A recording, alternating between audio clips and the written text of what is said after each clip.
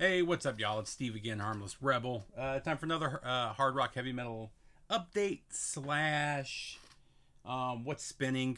A few of these are albums I just was in the mood to spin and went ahead and pulled out.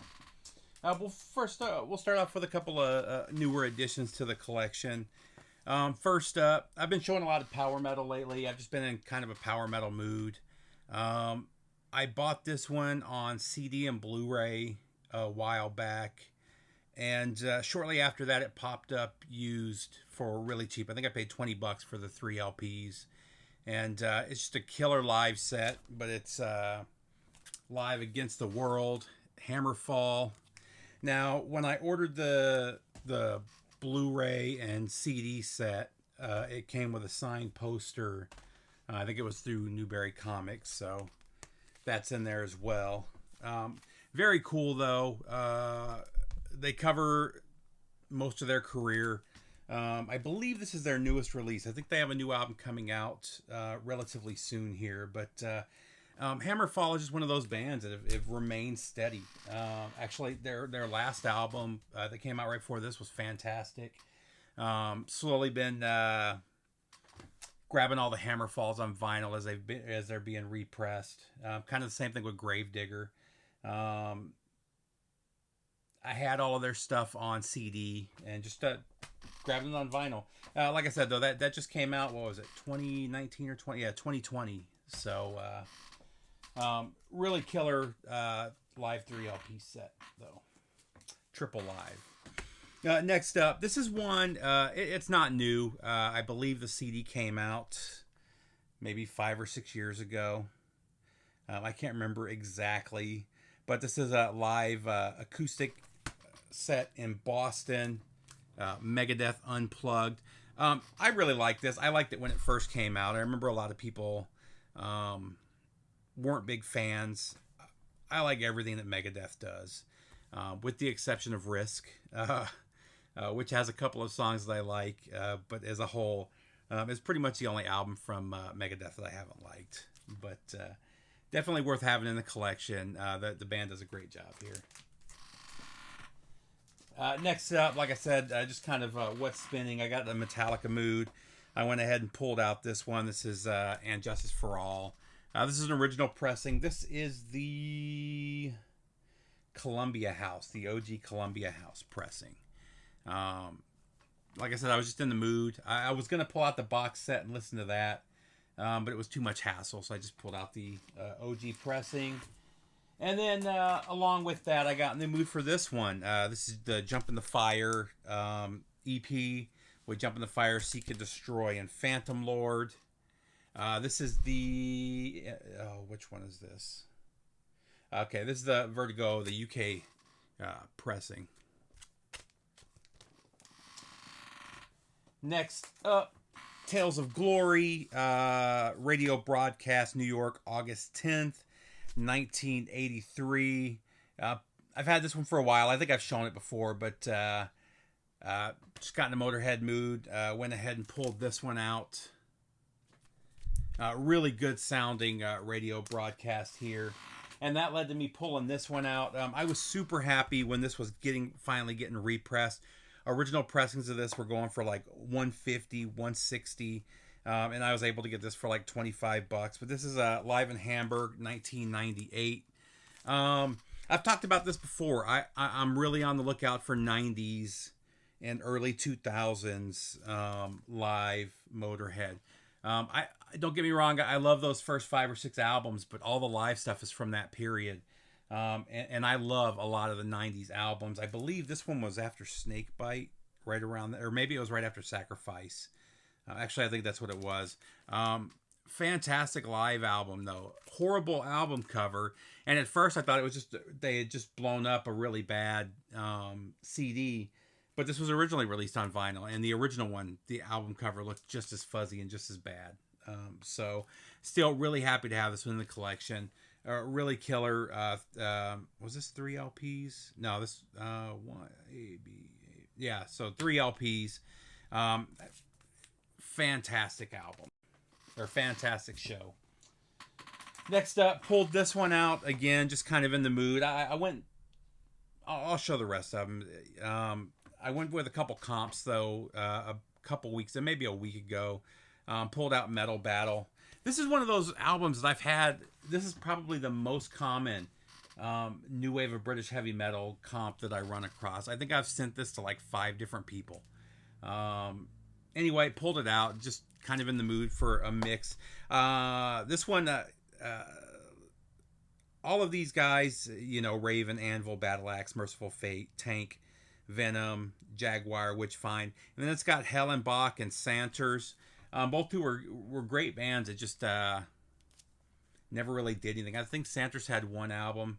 I think Hellenbach had 2.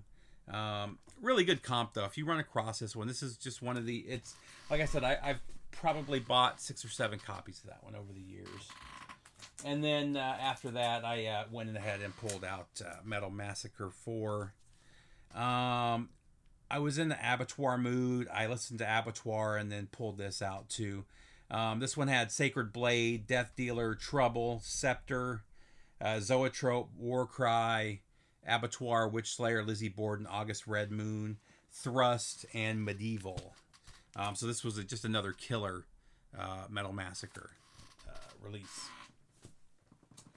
Next up, a couple of bootlegs that I got in that I'm really happy to have in the collection.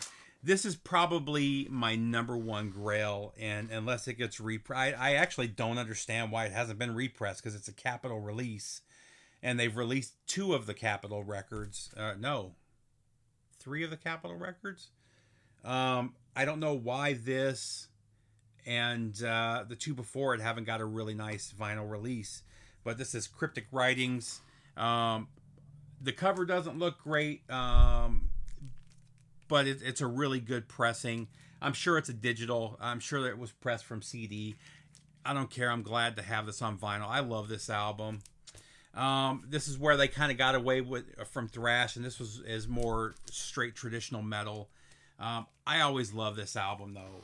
The last great album with Marty Friedman and company, and Nick Menza.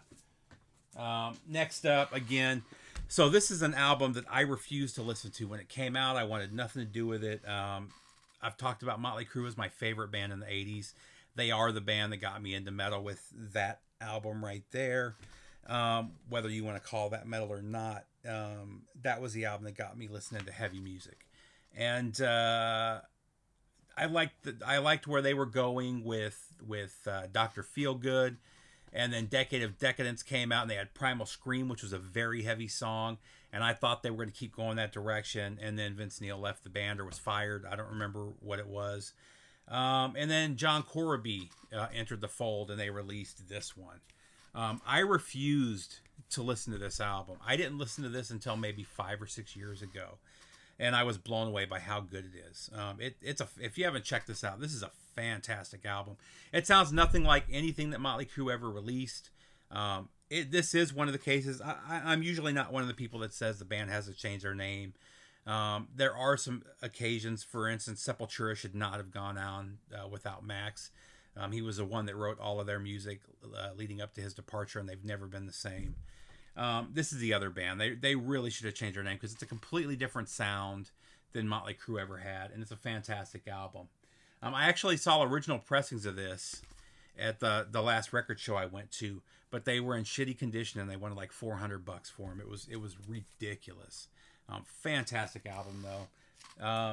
Like I said, I'm not a fan of Boots, but of counterfeits. I don't mind the live radio Boots and stuff like that, but it is what it is. I'm not gonna spend $400 on a piece of shit album or a beat up album. Next up, Mortification. I was really happy to get this. I might have I showed a different one in the last video. This was Hammer of God. I really like this era of Mortification. Each album in this period was a little bit different. They were Steve was kind of exploring different sounds. I don't know how much of it had to do with the changing of the members in the band. I can't remember if Lincoln and Keith were in the next album too. Regardless, I really like this one. I really like all. They don't have an album I don't like, to be perfectly honest. My least favorite is their most recent one from 3 or 4 years ago, And even that one is a great album. Next up, this is an album that really shocked me. I did not mean to buy this. I've talked about Gimme Metal before. You're able to cancel or skip a month if it's an album you're not interested in. And honestly, just based on this cover, I was not interested in the band. I'm not a fan of any of the bands really that do the whole broken sticks or whatever you want to call it. And even knowing what the band's name is, I still can't see it in the logo. This is a fantastic album though. This is Blood Incantation. This is their debut album, Star Spawn. The only thing I knew about Blood Incantation was I remember a couple years ago when their second album came out, the internet was blowing up about how amazing it was, and a lot of people had that as their number one or number two album for the year, whatever year that was. But being a death metal, I'm just not a fan of most modern death metal.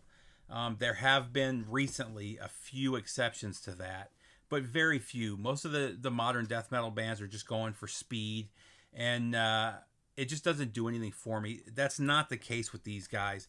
This is very much technical death, really well done technical death. Kind of mixed, and it goes from a technical death sound almost to funeral doom. It's really dynamic, and I really, really liked it. I was really surprised. This one, I don't know if this one, their themes have a lot to do with space, and their next album very much did too. It had an alien, a green alien on the cover of it. Highly, if you're into technical death, technical thrash, even funeral doom, it doesn't go there for full songs. It just kind of dips into that funeral doom sound and kind of slowly chugs its way back up. But this is a really fantastic album. I really, really enjoyed this, and I'm definitely going to be looking out for their second one. I wish they would do something about the stupid name, though. And actually, the name itself, Blood Incantation, doesn't match the sound of the band or the themes. I don't know if maybe they had some earlier demos that match that name a little bit more, but still, highly recommend checking that one out. And then last but not least, I believe this one was a comp. I can't remember what the deal was. I don't think this was one of their main albums. Hang on, let me look.